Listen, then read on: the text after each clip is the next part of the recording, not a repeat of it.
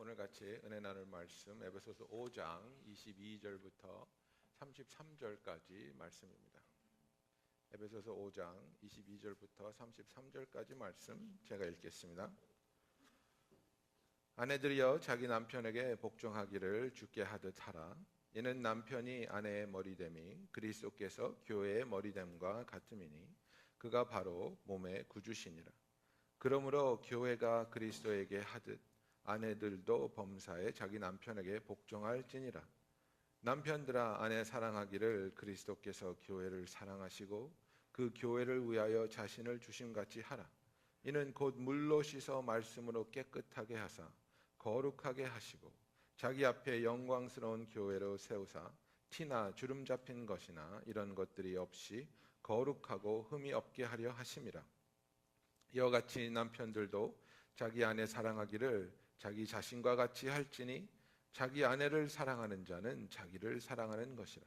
누구든지 언제나 자기 육체를 미워하지 않고 오직 양육하여 보호하기를 그리스도께서 교회에게 함과 같이 하나니 우리는 그 몸의 지체임이라. 그러므로 사람이 부모를 떠나 그의 아내와 합하여 그 둘이 한 육체가 될지니 이 비밀이 크도다. 나는 그리스도와 교회에 대하여 말하노라. 그러나 너희도 각각 자기의 아내 사랑하기를 자신같이 하고 아내도 자기 남편을 존경하라. 아멘. 그래서 우리가 이제 그 지난주부터 결혼에 대해서 이야기하고 있습니다. 그래서 지난주는 결혼의 목적. 그래서 결혼은 행복을 위한 것이 아니라, 그죠? 우리의 거룩함을 위해서 하나님이 준비해 주셨다고 말씀하였습니다. 그래서 오늘은 두 번째 결혼의 축복에 대해서 이야기하고 싶습니다. 결혼 안에는 하나님께서 어떤 축복을 우리에게 준비해 주셨는가, 그죠? 그래서 이 말씀을 통해 또 우리에게 큰 은혜가 있기를 원합니다. 폴란드 속담에 보면 이런 속담이 있습니다. 전쟁에 가기 전에 한 번 기도해라. 바다에 가기 전에 두 번 기도해라. 결혼에 임하기 전에 세 번 기도해라. 이런 마음이 있습니다. 그만큼 결혼이 중요하다는 얘기겠죠. 중요하다는 얘기겠죠. 그래서 정말 우리가 결혼을 통해서 정말 하나님께서 우리에게 얼마나 놀랍고 아름다운 축복을 준비해 주셨는지 우리가 오늘 함께 알아가는 시간이 되기를 원합니다. 우리가 그 기독교 안에서 정말 주님께서 이 두 가지 우리가 그 하나님 안에서 주를 기억하며 성찬을 우리가 기억하고 참여해야 하고 또 기독교 안에서 우리는 이 결혼이라는 틀을 통해서 하나님께서는 우리에게 그분이 준비한 그 놀라운 비밀을 알려주기를 원한다는 겁니다. 그래서 그 하나님께서 그 성찬식을 통해 성찬 속에 숨어있는 그 비밀들이 있고 그 심볼들이 있지 않습니까? 그 심볼리즘을 통해서 그 예수의 찢긴 몸과 예수의 흘려주신 그 보혈과 그것을 우리가 먹음으로써 주 안에서 하나 되고 그 주의 새 언약에 동참하게 되는 심볼리즘이 있는 것 같이 이 결혼을 통해서도 하나님께서는 우리에게 보여주고 싶은 그리고 우리로 하여금 기억하게 하기를 원하는 놀라운 비밀과 축복이 있다는 사실입니다. 그래서 이 그 결혼이라는 관계를 통해서 우리가 알아야 할 이 관계 속의 비밀을 구약에서는 우리가 잘 이해하지 못하는 그런 부분이었습니다.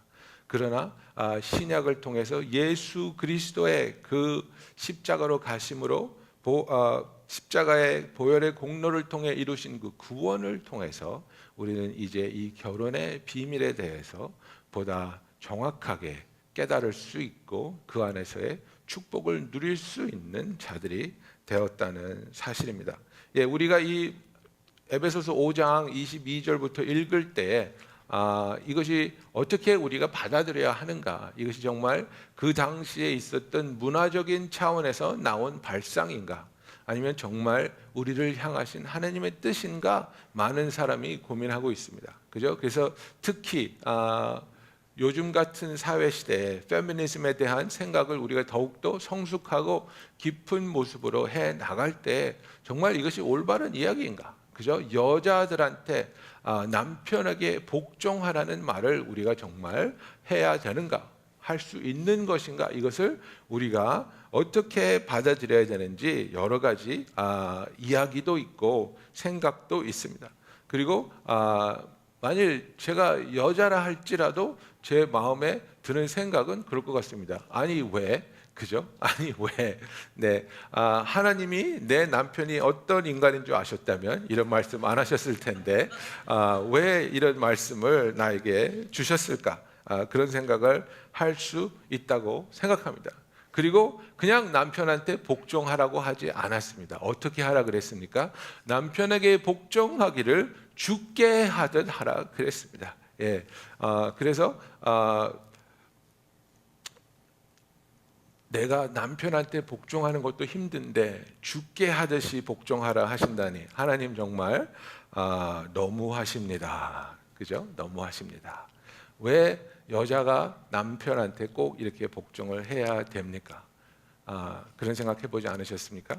그런데 우리가 21절 바로 위에 절을 보면 이런 말씀이 있습니다. 그리스도를 경외함으로 피차 복종하라. 그죠? Submit to one another out of reverence for Jesus Christ 이렇게 써 있습니다. 그래서 인간관계에 있어서 우리는 예수 그리스도를 경외하기 때문에 주의 뜻과 다스림과 인도하심을 믿기 때문에 서로 사랑하고 서로 용서하고 서로 이해하며 그 안에서 복종할 수 있어야 되는 게 성도의 삶이라는 것을 말하고 있습니다. 그런데 특별히 이 부부간의 관계에 있어서는 하나님께서 아내에게 남편을 복종하라고 말하고 있습니다. 그것은 지금 예수님이 우리의 머리가 되는 것을 깨닫게 하기 위해서 주신 하나님의 뜻이라는 것을 우리가 알아야 되는 겁니다. 에베소서 1장 22절에 보면 또 만물을 그의 발 아래에 복종하게 하시고 그를 만물 위에 교회의 머리로 삼으셨느니라. 교회는 그의 몸이니 만물 안에서 만물을 충만하게 하시는 이의 충만함이니라 이렇게 말하고 있습니다. 예수님이 교회의 머리됨을 생각할 때 우리가 예수님의 그 지체된 교회로서 그에게 복종하고 그의 뜻을 따르며 그를 기뻐하는 것은 당연한 것처럼 이 남자 여자의 그 부부 관계에 있어서 부부 관계가 바로 예수와 교회의 결혼에 대한 심볼리즘을 이야기하는 것이기 때문에 하나님께서 준비하신 순서가 있고 하나님이 준비하여 주신 죄송합니다. 하나님께서 주신 질서가 있다는 것을 말하고 있습니다. 그래서 고린도전서 11장 3절에 보면 사도 바울이 이런 얘기를 합니다. 그러나 나는 너희가 알기를 원하노니 각 남자의 머리는 그리스도요 여자의 머리는 남자요 그리스도의 머리는 하나님이시라고 말하고 있습니다. 여성이 남성보다 열등하기 때문에 복종해야 된다는 말이 절대로 아닙니다. 성경만큼 남녀 평등을 말하고 있는 사상은 없습니다. 예, 남성 우월주의적인 그런 사상에서 나온 발상이 아니라 하나님이 창조하신 질서 가운데 이것이 우리가 깨닫고 알아야 된다는 사실입니다. 그래서 하나님 안에서 그죠? 우리가 예수 그리스도가 우리의 머리가 되셨기 때문에 그에게 복종하는 것처럼 그리고 나라에 권세 있는 자를 주셔서 우리가 그 권세 있는 자들에게 순종해야 되는 것처럼 그리고 교회의 목사 그리고 장로들을 주셔서 그 지도자들을 통해서 그 교회의 그 목사를 통해서 우리가 질서적으로 따라가고 교회가 되어야 되는 것처럼 가정이라는 단체 안에서 이 가정 속에서 남편을 하나님 아버지께서 머리로 두시고 남편을 통해서 가정이 하나님께로 나아가야 하는 이 질서와 순서를 하나님께서 만들어 주셨다는 사실입니다. 그래서 그러면 이것이 왜 축복이냐 이겁니다. 그저 결혼 안에서 하나님께서 주신 축복을 우리가 이야기하고 있는데 그리스도께 복종하듯이 하는 것이 어떻게 우리에게 축복이 될 수 있느냐, 그죠? 22절부터 24절까지 다시 읽어보겠습니다. 아내들이여 자기 남편에게 복종하기를 주께 하듯 하라. 이는 남편이 아내의 머리됨이 그리스도께서 교회의 머리됨과 같으니 그가 바로 몸의 구주시니라. 그러므로 교회가 그리스도에게 하듯 아내들도 범사에 자기 남편에게 복종할지라 이렇게 말하고 있습니다. 그래서 이 비밀, 하나님께서 택하신 성도들이 구원받고 하나님의 자녀가 되며 그리고 우리가 예수 그리스도의 지체가 되므로 주 안에서 하나가 된다는 이 엄청난 하늘나라의 비밀을 하나님께서는 이 결혼을 통해서 또 우리에게 설명해 주고 있는데 우리의 각각 다른 생각과 바람이 있는데 그런 모든 것을 지체인 교회가 예수님 앞에 내려놓고 주님이 우리의 머리가 되시고 주님이 우리의 구원자 되시기 때문에 우리가 순종하며 기뻐하며 주님께 복종하기 원합니다. 그와 마찬가지로 우리는 인간적으로 누구에게 복종하는 것을 절대로 기뻐하지 않습니다. 그것이 불가능하게 느껴질 때가 훨씬 더 많이 있습니다. 생각해 보십시오. 누가 더 생각을 많이 하고 더 조심스럽습니까?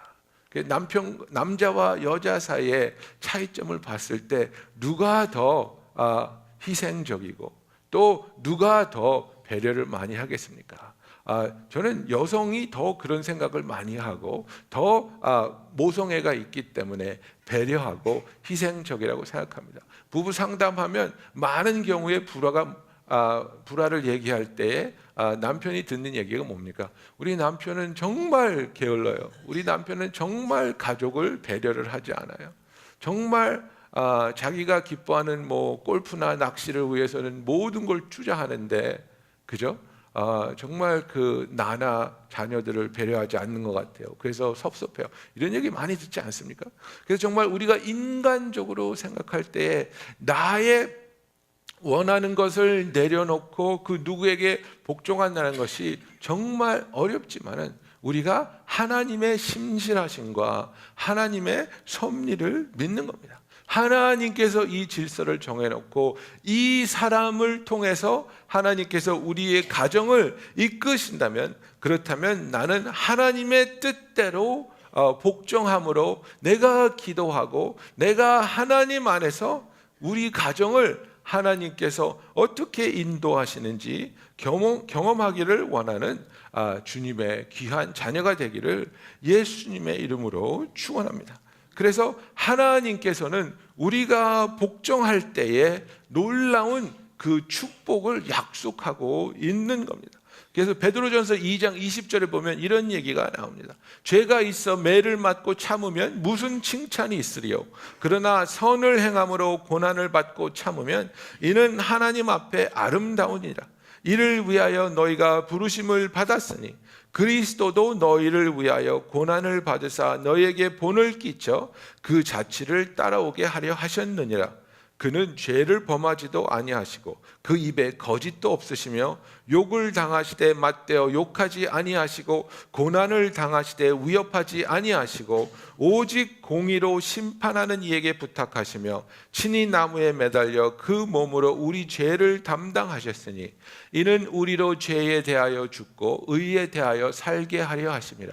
그가 채찍에 맞음으로 너희는 나음을 얻었나니 너희가 전에는 양과 같이 길을 잃었더니 이제는 너희 영혼의 목자와 감독 되신 이에게 돌아왔느니라. 지금 무슨 얘기를 하고 있는 겁니까? 예수님의 순종에 대해서, 복종에 대해서 얘기하고 있는데 예수님이 누구에게 순종하고 누구에게 복종했느냐 이겁니다. 크게는 당연히 하나님께 순종했죠. 하나님의 뜻에 복종했죠. 하나님 아버지가 저로 하여금 이 땅에 가게 하시고 사람의 몸을 입고 살다가 핍박받고 십자가에서 못 박혀 죽는 것을 원하신다면 내가 그 뜻에 순종하겠습니다. 그 뜻에 복종하겠습니다. 그죠? 그러나 조금만 더 깊이 들어가면 지금 예수님의 이 모습이 누구에게 복종하고 있는 겁니까? 인간의 죄인된 모습에 복종하고 있는 겁니다. 예수님을 핍박하고 예수님을 때리고 욕하고 십자가에 못 박는 그 순간에 예수님이 거부하지 않고 반항하지 않고 뒤집어 엎지 않고 순종하고 있는 겁니다. 왜? 사랑하기 때문에. 이 고통으로 너희가 변화받고 나의 희생으로 너희가 죄사함을 받고 구원을 얻을 수 있기 때문에 이 불합리한, 이 부당한 일을 나는 참고 기다리며 사랑으로 대하겠다. 그러면서 그 다음 절, 그저 베드로전서 3장 1절에 베드로가 이렇게 말하는 겁니다. 아내들아, 이와 같이, 뭐같이? 예수님이 부당한 일에 사람에게 하나님의 복종하신 것 같이 아내들아, 이와 같이 자기 남편에게 순종하라.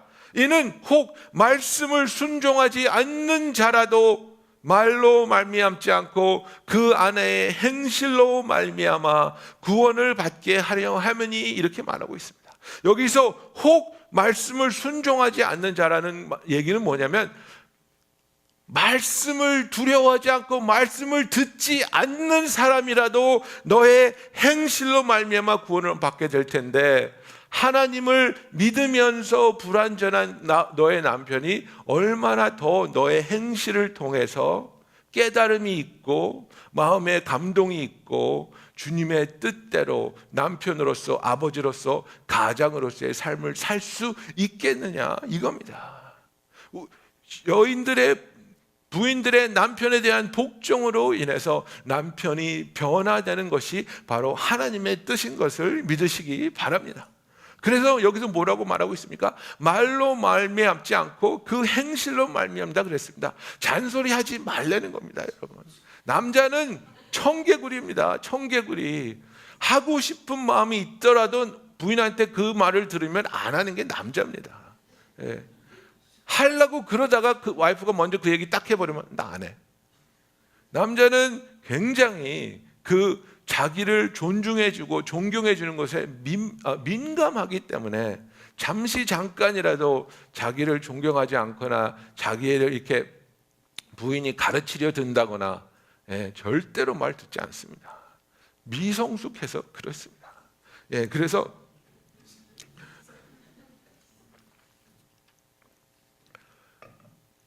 부인들이 항상 그러잖아요. 아들이 둘이 있으면 소개할 때 뭐라 그럽니까? 저는 애가 셋이 있습니다. 이렇게 말하지 않습니다. 왜? 남편이 제일 큰 애거든요. 제일 말 안 듣고 제일 말썽 피는 애가 남편이거든요. 그래서 아내들아, 남편에게 예수님이 그 불합리하고 그 억울하고, 그죠? 그 상황에서 매를 맞고 침뱉음을 당하고 모욕을 당하고 못 박힘을 당하시면서 순종하신 것처럼 순종하라는 겁니다. 왜? 그 순종에 축복이 있다는 겁니다. 그 순종에 나는 아무리 지지고 볶고 내가 잔소리를 한다고 할지라도 변하지 않는 남편이 나의 순종을 통해서 하나님께서 변화시켜 주실 줄로 믿습니다. 여러분, 이겁니다. 우리가 할 수 있는 일이 아닙니다. 우리가 할 수 있는 일이 아니라 하나님께서 하시는 일이기 때문입니다. 그래서 아내들에게 남편에게 복종하라고 말씀하시면서 예수 그리스도로 인하여 우리가 서로 복종하라고 말하고 있습니다. 정말 그 하나님의 말씀을 우리가 소중히 여긴다면 그 하나님의 말씀 한마디 한마디가 우리에게 얼마나 큰 축복인지, 우리를 얼마나 주 안에서 기쁘게 하는지 깨달을 때에 하나님의 말씀을 놓치지 않고 순종할 수 있는 저와 여러분이 되기를 원합니다. 두 번째, 결혼의 축복은 25절부터 나와 있습니다. 25절부터 27절 보면 남편들아 아내 사랑하기를 그리스도께서 교회를 사랑하시고 그 교회를 위하여 자신을 주심같이 하라. 이는 곧 물로 씻어 말씀으로 깨끗하게 하사 거룩하게 하시고 자기 앞에 영광스러운 교회로 세우나 티나 주름 잡힌 것이나 이런 것들이 없이 거룩하고 흠이 없게 하려 하심이라 이렇게 말하고 있습니다. 여러분, 하나님께서 우리에게 아내 사랑하기를 그리스도께서 교회를 사랑하시고 그 교회를 위해서 십자가에 돌아가신 것처럼 하라고 말하고 있습니다. 이게 가능합니까? 가능합니까? 정말 남편들, 우리가 아내를 사랑하지 않습니까? 얼마나 사랑합니까? 근데 여기까지 사랑할 수 있다고 자신하는 분 계십니까? 예. 저는 복숭아를 되게 좋아하거든요. 복숭아를 자를 때 이렇게 탁 자르면 한쪽이 조금 클 때 있어요. 그럼 항상 작은 쪽 부인 줘요. 정말 사랑하는데 그렇게 복숭아 하나 자를 때도 나는 이렇게 이기주의적인 제 마음이 있습니다. 예. 며칠 전에 이제 잠을 자려고 침대에 누워서 불을 딱 껐는데 그 밑에 층에서 쿵쿵쿵 소리가 났어요. 그래서 제 와이프가 여보 저거 무슨 소리야? 그래서 내가 몰라. 그러니까 내려가 봐. 그래서 내가 야 내가 왜 내려가 무섭게 해? 네가 남자가 돼가지고 뭘 무서워하냐고. 그래서 내가 나 무서워 못 내려가. 여러분 우리가 부인을 왜 사랑하지 않겠습니까? 사랑합니다. 그런데 우리는 죄인입니다.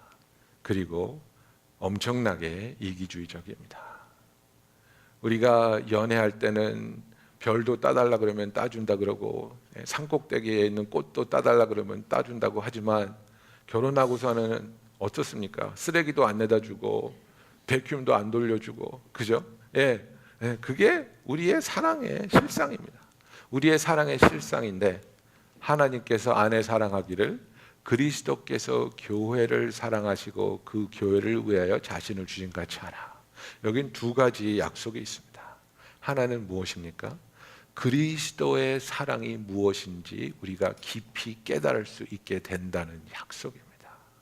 우리는 너무나 쉽게 예수님이 나 위해서 십자가에 돌아가 죽으셨대. 그냥 너무나 쉽게 얘기합니다. 그냥 성경 공부에서 들은 얘기, 설교에서 들은 얘기, 예수란 사람이 나 위해서 십자가에 못 박혀 죽으셨대. 아팠겠다. 그게 아니지 않습니까? 이 세상을 창조하신 창조자 하나님이 인간의 몸으로 오셔서 피조물들의 손에 십자가에 못 박혀 죽으셨다는 그 엄청난 사실, 그것이 바로 나를 향한 사랑 때문에 자기 자신의 모든 것을 내려놓고 희생하셨다는 그 사랑, 그 사랑을 우리가 깨닫게 된다는 겁니다. 정말 깊이. 왜? 그 사랑으로 아내를 사랑하라 그랬으니까. 깨닫지 못한 사랑으로 우리가 다른 사람을 어떻게 사랑할 수 있겠습니까? 깨닫지 못한 사랑으로 어떻게 다른 사람을 대할 수 있겠습니까? 하나님께서 그 사랑으로 우리에게 다가와 주시고 하나님께서 그 사랑으로 우리를 사랑해 주실 때 우리는 그 깨달음 속에서 살아나게 되고 변화받게 되어 이기주의적이고 자기중심적이었던 내가 아내 사랑하기를 그리스도께서 교회를 사랑하시는 것처럼 사랑하게 된다는 사실입니다. 여러분 그렇지 않습니까? 어떤 남편이 아내를 사랑하고 싶지 않겠습니까? 그런데 때로는 아내의 모습도 사랑하기 힘들 때가 있다는 사실입니다. 그렇지 않습니까? 막 다툴 때에, 표독스러워질 때에, 막 앙칼져질 때, 막 힘들지 않습니까? 힘듭니다. 정말 힘들고, 막 화가 나고, 막 부시고 싶고, 그런데 정말 내 힘으로, 내 노력으로, 내 결심으로 사랑할 수 없다고 느껴지는 아내가 하나님의 사랑을 생각할 때 예수가 교회를 사랑한 것처럼 우리가 사랑할 수 있다는 겁니다. 여러분 인간의 죄인된 모습이 하나님 앞에 사랑스러워서 하나님이 사랑하셨겠습니까? 우리가 얼마나 더럽고 추악한 죄인인데 그런 우리를 위해서 예수님께서 십자가에 가셨을 때 그 사랑을 통해 변화될 그 모습을 보시면서 가시지 않으셨겠습니까? 우리 부인들을 향한 남편들 마음이 다 있죠. 그죠? 이거는 좀 마음에 안 든다. 이건 좀 잘했으면 좋겠다. 이건 좀 덜 했으면 좋겠다. 뭐 있잖아요. 요리는 좀 더 잘하고 샤핑은 좀 덜하고 뭐 이런 게 있지 않습니까? 그래서 좀 이런 거 좀 안 했으면 좋겠다. 이렇게 좀 바꿔줘서 정말 내가 흡족한 사람이 됐으면 좋겠다. 그런데 그런 생각이 뭡니까? 다시 한번 이 부인을 통해서 내가 행복해지려는, 결혼을 통해서 행복하고자 하는 잘못된 목적입니다. 올바른 목적은 무엇입니까? 이 결혼을 통해서 하나님의 거룩함이 드러나야 되는데 그것에 대해서 26절부터 말하고 있지 않습니까? 이는 곧 물로 씻어 말씀으로 깨끗하게 하사 거룩하게 하시고 자기 앞에 영광스러운 교회로 세우사 티나 주름 잡힌 것이나 이런 것이 없이 거룩하고 흠이 없게 하려 하심이라 그랬습니다. 남편들이 잘못하는 것 중에 제일 정말 위험한 것, 어떤 남자들은 다른 사람들 앞에서 자기 부인 흉보는 게 굉장히 재밌는 일인 줄 아는 사람들이 있습니다. 이 여자는 그러면서 뭐 이렇고 저렇고 뭐 그것만큼 어리석은 일 없습니다, 여러분. 여자는 연약하고 소중한 존재입니다. 그 누구 앞에서도 내 부인을 가장 사랑하고 가장 소중히 여기고 나의 목숨을 다해서 지켜줄 존재라는 것을 두려워하지 않고 주저하지 않고 떳떳하게 드러낼 때 그런 남편 옆에 있는 여자는 행복한 겁니다. 그런 남편 옆에 서 있는 여자는 정말 그 남편이 존경스러워 보이는 겁니다. 우리 부인을 바라볼 때, 우리가 배우자가 서로를 바라볼 때 부족한 부분이 왜 없겠습니까? 그죠? 그러니까 통계적으로 보면 3명 중에 여자들은 3명 중에 2명이 예쁘대요. 근데 남자들은 3명 중에 1명만 잘생겼대요. 통계적으로 그렇대요. 근데 결혼이 되잖아요. 그만큼 여자들은 남편의 그 외모 이런 거 가지고 미워하고 좋아하고 그런 게 저 같은 사람도 결혼하잖아요. 결혼하잖아요. 근데 정말 남편들은 영원하지 않은 것에 가치를 두려고 하고, 그죠? 뭐 자기 부인이 누구보다 못생겼느니, 뭐 누구보다 몸무게가 뭐 이런 거 가지고 싸우고 이런 거 가지고 불만족스러워하고, 그게 아니라 하나님 안에서 정말 하나님 내가 남편으로서 이 가정의 영적인 지도자와 보호자가 된 자리에 세워주셨는데 내가 어떻게 해야 나의 부인이, 나의 자녀들이 물로 씻어 말씀으로 깨끗하게 되고 거룩하게 되며 정말 교회가 주님 앞에 세워질 때에 티나 주름 잡힌 것이나 이런 것이 없이 거룩하고 흠이 없게 내가 섬길 수 있겠습니까? 내가 어떻게 하면 나의 부인이 하나님을 사랑하고 하나님을 예배하고 하나님께 쓰임받는데 도와줄 수 있는 자가, 서포터가 될 수 있겠습니까? 이것이 서로가 서로를 위한 마음이 되기를 원합니다. 정말 내가 사역을 하기 위해서 부인이 나를 돕는 것처럼 내 부인이 하는 사역을 위해서 내가 최선을 다해서 돕고 협력하는, 그래서 그 아름다운 열매가 맺어질 수 있는 그 하나님의 축복이 우리의 결혼 생활을 통해서 경험되고 드러나기를 예수님의 이름으로 축원합니다.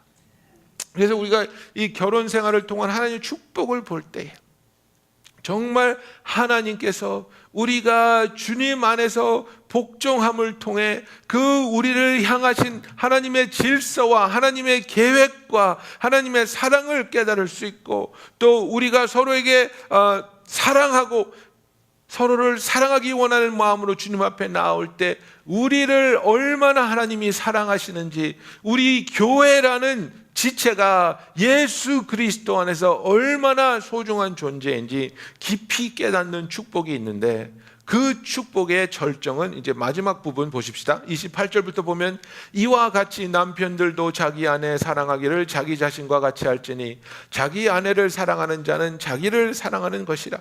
누구든지 언제나 자기 육체를 미워하지 않고 오직 양육하여 보호하기를 그리스도께서 교회에게 함과 같이 하나니 우리는 그 몸의 지체임이라. 그러므로, 그죠? 31절에 보면 그러므로, 영어로 보면요, for this reason 이렇게 되어 있습니다. for this reason, 이게 정말 이제 제일 중요한 겁니다. for this reason, 사람이 부모를 떠나 그의 아내와 합하여 그들이 한 육체가 될지니 이 비밀이 크도다. 나는 그리스도와 교회에 대하여 말하노라 그랬습니다. 여러분, 이게 바로 비밀입니다. 이게 바로 축복입니다. 우리가 한 몸이 된다는 것, 하나가 된다는 것. 구약시대는 이것에 대한 이해가 없었습니다. 왜? 하나님은 거룩한 분이고 하나님은 두려운 분이고 하나님은 가까이 할 수 없는 분이었습니다. 1년에 한 번 속죄날에 대제사장만 짐승의 피를 가지고 두려운 마음으로 지성소에 가서 그 피를 뿌리면서 자기에게 피를 덮으면서 하나님 우리의 죄를 용서해 주시옵소서, 두려움과 떨리는 마음으로 하나님께 가까이 갈 수 없는 것들이 바로 하나님의 백성의 모습이었습니다. 그런데 하나님께서 준비하신 우리를 향한, 교회를 향한 비밀이 무엇이냐면, 이제는 한 남자가 한 여자가 부모를 떠나 지체가 되는 것처럼 예수 그리스도와 교회가 하나가 되는, 그래서 우리를 예수 그리스도의 지체라고, 교회는 예수 그리스도의 지체이며 신부이라고 말씀하시고 예수는 우리의 교회의 머리가 되셨다고 말씀하는데, 이것이 바로 구약에 있던 사람들은 상상할 수도 없던 축복이요, 우리에게 주신 하나님의 놀라운 비밀이라는 사실입니다. 여러분, 부부가 하나 될 때 그것만큼 신비한 일이 없고 그것만큼 가까워질 수 있는 일이 없습니다. 그냥 젊은이들이, 하나님을 모르는 이 세상 사람들이 아무랑 만나서 아무랑 자는 그런 상황이 아니지 않습니까? 정말 서로를 사랑하고 서로를 존중하며 서로에게 내 자신을 헌신하기로 약속하고, 그리고 정신적으로 감성적으로 영적으로 하나가 되는 그 부부의 결합이, 하나님께서는 그게 바로 내가 너희를 그렇게 가깝게, 그렇게 인티메트하게 하나님께 불러주신다는, 함께 하신다는 약속입니다. 여러분, 이것이 우리의 특권입니다. 멀리서도 바라보기가 두려웠던 하나님입니다. 우리가 하나님의 이름을 아직도 발음할 줄 모르지 않습니까? 그죠? 성경에 보면 뭐 여호와라고 써놓기도 하고 야훼라고 하기도 하고, 왜 그런지 아십니까? 아무도 그 이름을 차마 발음할 수 없었기 때문입니다. 불경스러운 일이기 때문에 하나님의 이름을 감히 우리의 입에 어떻게 담을 수 있느냐, 그죠? 그래서 우리가 좀 이렇게 나이가 있는 분들은 우리가 그렇게 하지 않습니까? 아버님의 함자가 어떻게 되십니까? 그러면 뭐 정자, 병자, 모자 되십니다, 이렇게 말하지 않습니까? 왜? 감히 자식이 어떻게 아버지의 이름을, 정병모, 큰일 나지 않습니까? 큰일 나는 일이었습니다. 그와 마찬가지로 이스라엘 백성은 하나님이 너무나 두렵고 너무나 가까이 할 수 없는 존재였기 때문에 하나님의 이름조차 부르지 못했습니다. 그래서 아직도 우리가 야훼였을 것이다, 여호와였을 것이다 이렇게 추측만 하는 것이지 그것이 확실한 하나님의 발음할 수 있는 이름이라고 말하는 사람은 아무도 없는 겁니다. 그만큼 가까이 할 수 없었고 그만큼 두려워할 수밖에 없었고 나아갈 때마다 1년에 한 번 나를 잡아서 짐승의 피를 뿌려서 그 피에 의지해서 우리가 죄를 용서해 달라고 두려워하던 하나님께서 이제는 남자와 여자가 하나가 되는 것처럼 그렇게 친밀하고 은밀한 하나 되는 하나님 안에서 예수 그리스도의 지체로서 교회가 부르심을 받은 것이 결혼이라는 하나님께서 주신 이 축복을 통해서 우리의 삶에서 드러나야 된다는 겁니다, 여러분. 그래서 33절 마지막 절에 뭐라고 말합니까? 그러나 너희도 각각 자기의 아내 사랑하기를 자신같이 하고 아내도 자기 남편을 존경하라고 말하고 있는 겁니다.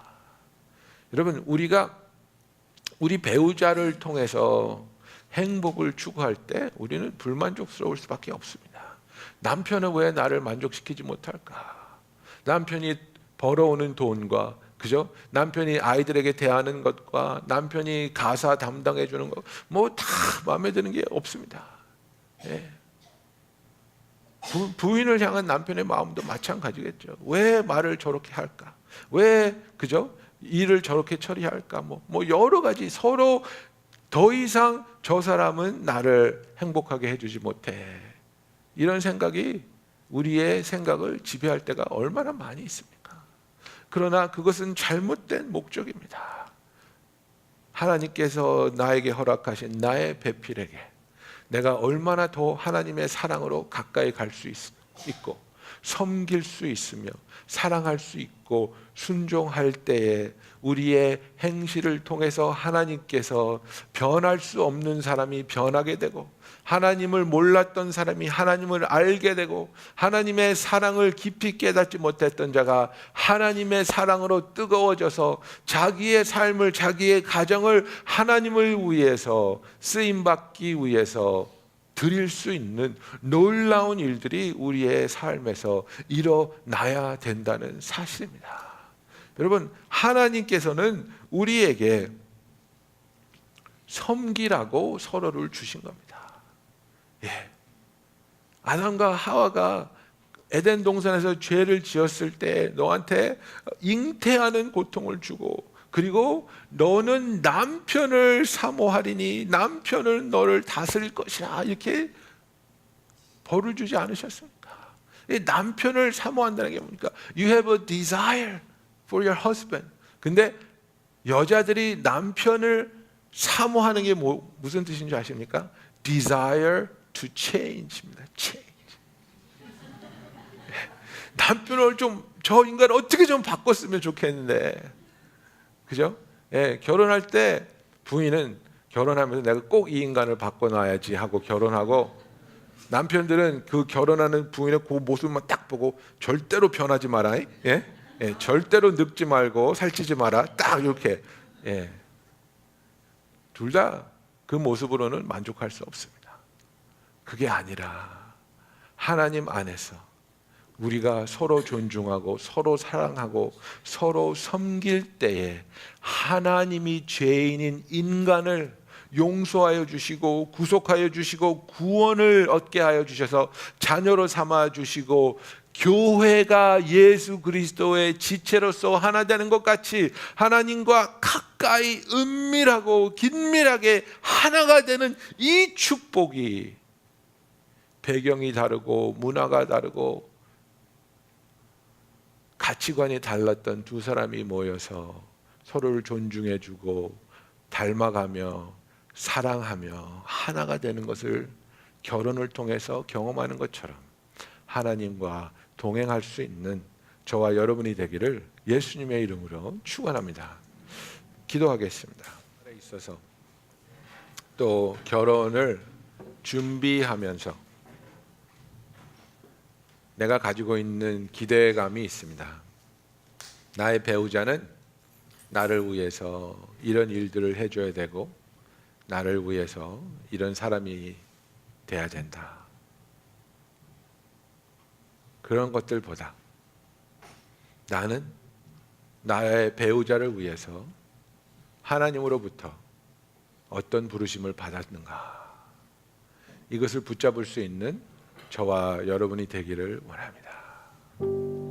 나는 어떤 모습으로 예수 안에서 복종해야 하고 어떤 모습으로 예수가 교회를 사랑한 것처럼 나의 배우자를 사랑하며 교회가 예수 안에서 하나 되는 것처럼 내가 나의 배우자와 하나 되기 위해서 어떻게 변화되어야 될까? 나의 모난 모습, 내가 내려놓기 싫어하는 나의 야망들, 이런 것들을 내려놓을 때 교회를 통해 하나님께서 오랜 세월 동안 감춰 놓으셨던 이 놀라운 비밀을 드러내신 것처럼 정말 이 비밀을 알고 그 안에 있는 축복을 붙잡을 수 있는 저와 여러분이 되기를 원합니다. 우리 이 시간에 다 같이 기도하겠습니다.